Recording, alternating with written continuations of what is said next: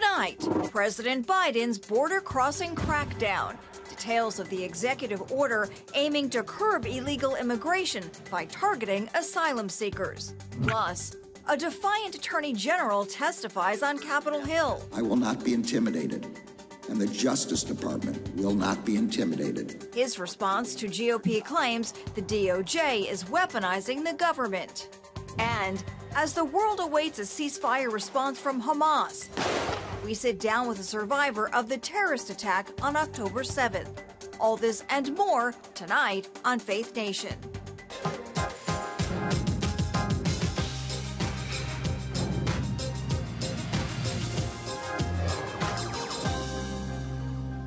President Biden taking dramatic executive action to temporarily seal the southern border. Welcome to Faith Nation. I'm John Jessup. And from the CBN studio in Washington, I'm Tara Mergener. A new U.S. border policy is in place tonight after President Biden signed that executive order. The changes limiting daily illegal entries go into effect immediately, and it didn't take long for questions about the orders, timing, and legality, and how it all will work. After 4 years in office, an about-face, President Biden using the same executive authority as his predecessor, hoping to tackle the crisis at the southern border. We must face the simple truth. To protect America as a land that welcomes immigrants, we must first secure the border and secure it now. The executive order targets illegal migrants who claim asylum by denying entrance once the daily number crosses 2,500. It would only reopen when average daily crossings drop below 1,500, a number not seen in almost 4 years during the COVID pandemic. Under the order, lawful points of entry remain open. President Biden defending the delayed move because Congress did not act. Frankly, I would have preferred to address this issue through bipartisan legislation because that's the only way to actually get the kind of system we have now that's broken, fixed. Republicans quickly pounced. Mr. President, Joe Biden, this is too little, this is too late. This stunt is not going to save your political life. The only policy change that will work is to have mass deportations because people will stop coming when they see people leaving. Democrats also expressed concern, criticizing the focus on enforcement, while blaming former President Trump for playing politics and helping to tank a bipartisan immigration deal. And that's because Republicans are more concerned about keeping this as a campaign issue than they are about governing and solutions. We should also note the executive action comes on the heels of Mexico's national elections that just occurred, and 5 months before Americans vote. Immigration and the border are seen as top-tier issues on which polls favor President Trump. As for now, though, the ACLU is challenging the legality of the order. Well, joining us now is David Beer, Associate Director of Immigration Studies at the Cato Institute. David, welcome to you. So this, of course, is a major shift for President Biden. How do you view it? Is this going to help at all solve the immigration crisis? I don't actually see it as a major shift. Look, when he came into office, Title 42 was in place. He was trying to enforce that policy as well as he possibly could in collaboration with Mexico, sending hundreds of thousands of people. Ultimately, millions of people were sent back to Mexico under Title 42. The CDC ended the Pandemic Emergency Authority on which that was based in May of 2023. And we've had this period where he's tried some other policies, didn't like the results so well, even though it wasn't what anyone predicted. I mean, except for the people at the Cato Institute who said it wasn't going to be all that bad. But the ultimate point here is that he's kind of going back to Title 42-like authority, where asylum is effectively banned, and he's going to try to remove as many people as he possibly can after they cross the border. We already saw the results. He wasn't able to accomplish his goals under Title 42, and I don't expect that it's going to be much different this time around. How would you advise the president to secure the border while easing the humanitarian crisis at the same time? Is it possible? Look, I don't think we should have an expectation that illegal immigration is just going to go away while the U.S. economy is booming and there are lots of jobs here. We had decades and decades of incredibly high illegal immigration from Mexico, and now it's easier than ever for people around the world to get to Mexico to try to cross the border. So I'm not one who expects this issue to just magically go away overnight. It didn't under the Trump administration. It certainly will not under the Biden administration. That said, I think there's things you can do to address the issue by channeling people into legal ways to enter, particularly people from Mexico and Central American countries where, look, if there's visas available for them to come and work temporarily, work some of these 8 million open jobs in the United States that are currently unfilled, and then go home at the end of the year, that's a great policy. That's a win-win for both sides. Would do a lot to reduce illegal immigration. Unfortunately, it's a policy that would really require Congress to step up to the plate and address this issue. David, speaking of which, in just a few seconds left, in February, a bipartisan deal to address border security fell through, and another attempt failed last month. Do you think there's any hope for any kind of deal like this in the future? No, I don't think so. I think the two sides, although superficially aligned on trying to restrict illegal immigration, ultimately, you know, their asks are political divides will ultimately decide whether legislation gets passed, and nobody wants to hand the other side a win in an election year. All right, David Beer with the Cato Institute, thank you so much for your time and your analysis tonight. Sure, thank you.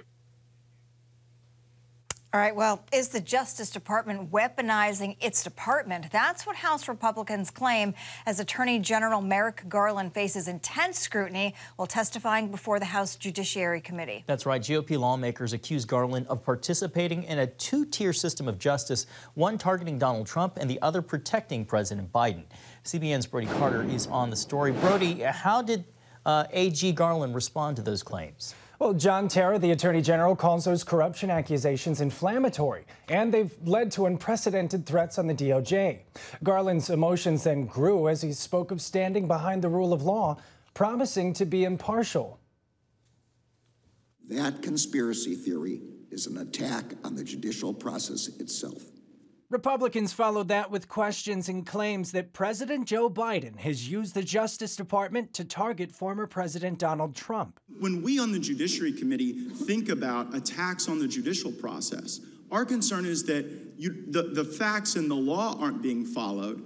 A target is acquired, here Trump, and then you assemble the legal talent from DOJ, Mr. Pomerantz, and you bring everybody in to get him. And meanwhile, the judge is making money on it. The Attorney General then pointed out that the Manhattan District Attorney's Office remained, quote, completely independent from him and the DOJ.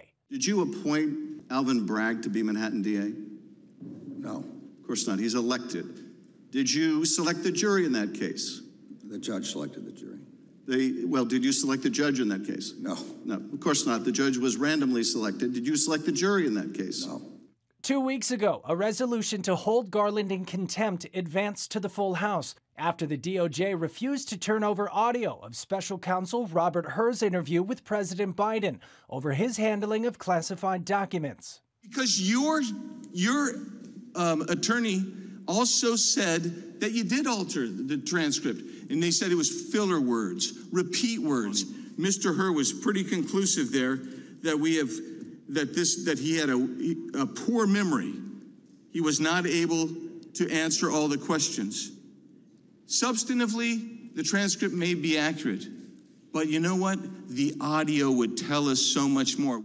The hearing comes as a Gallup poll shows 66% of Americans view the DOJ negatively, while 33% think it's doing a good or excellent job. It also references that far more Republicans have a negative view of the department than Democrats. I will not be intimidated, and the Justice Department will not be intimidated. We will continue to do our jobs free from political influence, and we will not back down from defending democracy. Lawmakers questioned Garland for about 5 hours. GOP members engaged in heated exchanges over Trump's criminal cases and DOJ issues, while Democrats praised the department and defended its actions against Republican criticism. John, Tara, back to you. All right, Brody, thank you very much. Well, jurors heard opening statements and testimony today in the federal gun case against Hunter Biden. It's the first time the son of a sitting U.S. president is on trial. Biden is facing 3 felony charges in Delaware. Prosecutors say he illegally purchased a revolver in 2018 while addicted to drugs and lied about his addiction while filling out a federal form. His lawyers argue the form was unclear and their client did not knowingly lie. If convicted, Biden could face up to 25 years in prison. However, first-time offenders usually don't get anywhere near the maximum. The judge expects this case to continue through mid-June. Coming up, Israel's war against Hamas. We talk with an October 7th survivor. Next.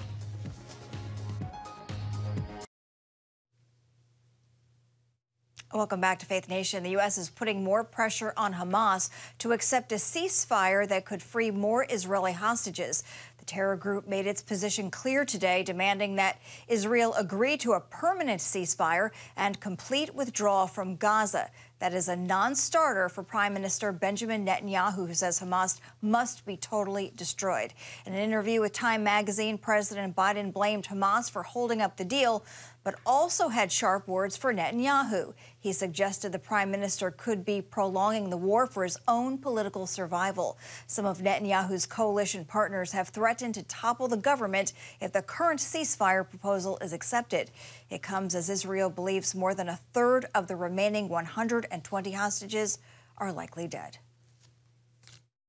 From week to week, we hear about more and more hostages that are dying. And now we are in a critical moment, and if we're not gonna negotiate and we'll make a hostage deal, there's no hope for this country. Meanwhile, the IDF says it is conducting targeted operations in Rafah. According to aid groups, the fighting has drastically cut down on the flow of food, medicine, and other supplies to Palestinians in Gaza. Up north, another battle rages, this time against massive fires sparked by rockets launched by Hezbollah from Lebanon. IDF soldiers are working alongside firefighters to stop the blazes. Naor Paxiars witnessed the October 7th atrocities by Hamas firsthand. He sheltered for hours at Kibbutz Be'eri while terrorists committed murder and took hostages. Naor joins us now to share his personal story. Naor, thank you so much for being here. I understand that you lost your brother-in-law and several friends in the attack. What you endured is unimaginable. Do you think the world has forgotten or ever really understood what took place on October 7th? First of all, I lost more than 100 of my community, and they are my friends. We live in a small community. We have 1,200 people. We used to have 1,200 people in our community. We share everything. We share food, we share money, we share clothes, we share cars, we share houses. So it's a very, very small group of people. So I lost more than 100 people of my family, and also my father-in-law, who was murdered on that same Saturday. The only reason that I'm here is pure luck. I don't know why they didn't come to my house. They actually came 20 meters from my house. I could see them. I could hear the first attack on our friends, but just in luck, they didn't get into my house. Were you taking cover? Were you hiding in your home? Yeah, we were hiding for 20 hours in our safe room. Me and my wife and my 4 kids, and also the girlfriend of my oldest son. He's 17. She's 16 also. And for 20 hours, actually, we were inside of a war zone. I was in the army, okay, for 20 years almost. All the Israeli guys do military service. I was a fighter for 3 years, and then every year they call you for 1 month to do a job. So I know what it's like to be in these kind of situations. But the difference was that I had no weapon. And there came more than 500 terrorists into my kibbutz. They're speaking about between 500 and 1,000 terrorists in my kibbutz. Wow. And we had only our squad, our local squad, of 11 people, 11 friends. that had only 5 rifles to try to stop them. So it's very lucky that I'm here. They didn't get into my house, but they slaughter us, they kill us, and actually they kidnapped many of our friends, and the maximum they kidnapped more than 30 people from my kibbutz. Now there are left 11 people of them over here, that 11 people. Only 4 of them supposed to be alive. We know that the 7 of them were already killed, either in Be'eri, and they took their bodies, or some of them got killed inside Gaza. This is why we are here today, and in this time to try. We understand that there's no time. We understand that everything can happen to these 4, and our community now is not in Be'eri, of course. We stay in the Dead Sea, which is almost 150 kilometers from there, and we do want to go back home eventually. We need to rebuild the kibbutz. We have more than 100 houses to rebuild, but this is nothing. We need to do 2 things very, very fast. First of all, bring us back our friends, our family, and 120 people from Israel. We have to bring them back home. This is the first thing. The second one, we need to feel safe to be back to the kibbutz, because our situation has changed since the 7th of October. For more than 20 years, we are used to hearing sirens. Then we have 8 seconds to run to the safe house. Try to imagine what it's like when your kids are walking around the kibbutz and suddenly alarm, and now they're trying to run to a place to hide. Where can they guard themselves? And what happened in the 7th of October that changed is now the kids asking, when are the terrorists going to come? There was the Iran attack a few months ago. We were in the Dead Sea. The alarm set on, and we ran with our kids to the safe room, and they asked 2 questions. The first question was, when are the terrorists coming? The second one, did you take enough food and water? Because we're going to be inside the safe room for more than 20 hours. So this is the emotional part of the job that we need to fix. I want to ask you, we just have about 30 seconds left. President Biden is pushing for that 3-phase deal proposed by Israel to Hamas to bring the hostages back and to push for a ceasefire. Quickly, what are your thoughts on that deal? In my point of view, I don't care anything. I don't care about anything. I always imagine that one of my kids could have been there, my wife, my 3 daughters, one of them could have been there, and I don't care about anything. I just want them to come back home. Later on, we will manage with the Hamas and other organizations that probably will come if the Hamas will step aside. First, bring them home. I wish we had more time. There's so much more to discuss, but thank you so much for making the time to come speak with us and share your story. And just know that our thoughts, our prayers are with you and all those who have left to come back home. Thank you. Thank you. Well, promoting communism in America, how Chinese influence is creeping into classrooms, and Faith Nation returns.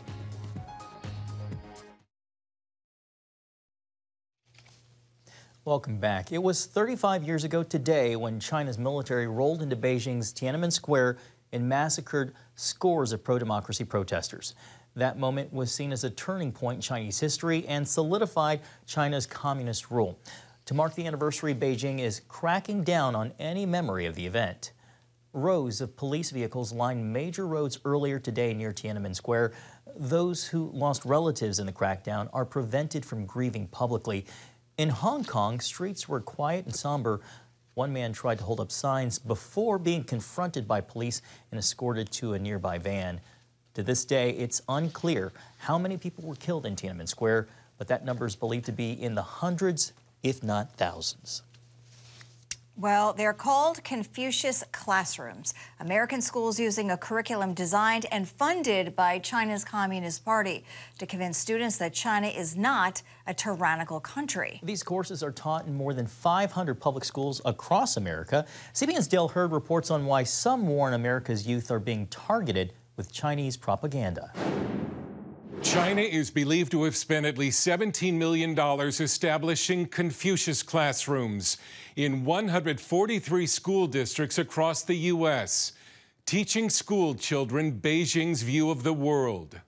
Confucius classrooms are the public school version of Confucius Institutes, Chinese government-financed cultural programs that operate on college campuses, like this one at George Mason University. But while Congress has cracked down on Confucius Institutes by targeting their funding, experts told the House Committee on Education and the Workforce that Confucius classrooms are operating with little or no oversight. This is an issue of national security.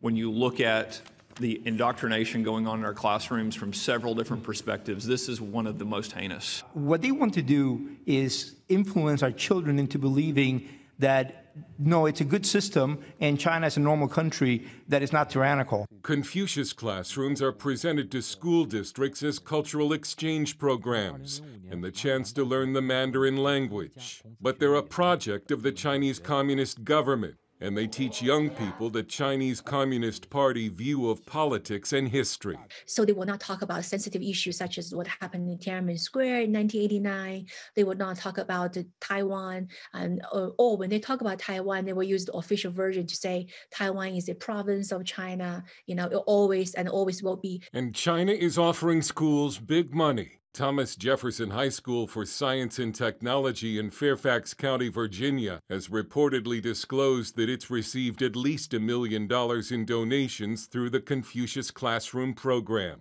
Nicole Neely, president of Parents Defending Education, also warns Confucius classrooms are operating near 20 military bases, influencing the children of American military personnel. To your question about the military bases, we don't know what is happening, and that to me is the most frightening part. Who are these employees? What do they have access to? And what is going back and forth, both going into the minds of our children and then what data is flowing out of these? That's a concern because Confucius classrooms also give the Chinese government access to data about the schools and the students. Dale Hurd, CBN News.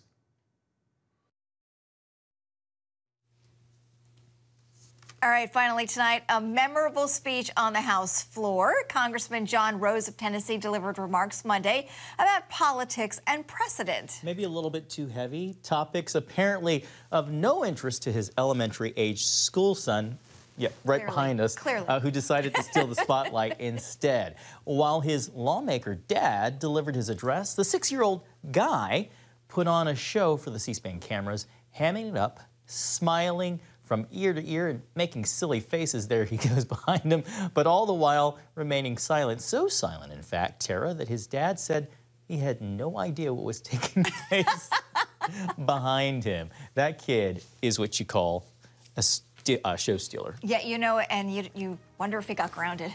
No, I don't think so. Too cute. Thanks for watching. Bye.